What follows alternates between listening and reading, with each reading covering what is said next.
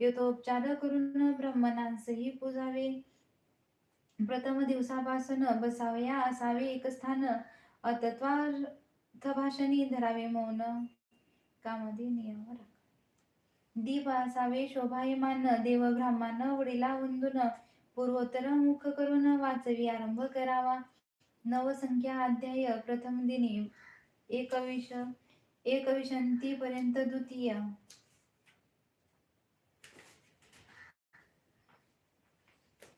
दिनी 29, तृतीय दिनी चतुर्दशी दिवशी 35, 38 पर्यंत पाचवी दिनी 43 वरी 6वी दिनी सप्तमी 52 वाचवणी अवतरणिका वाचावी.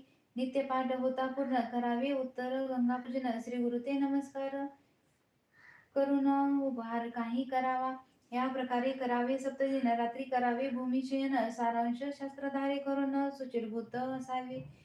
येव होता सप्तदिन ब्राह्मण सुवासिनी भोजन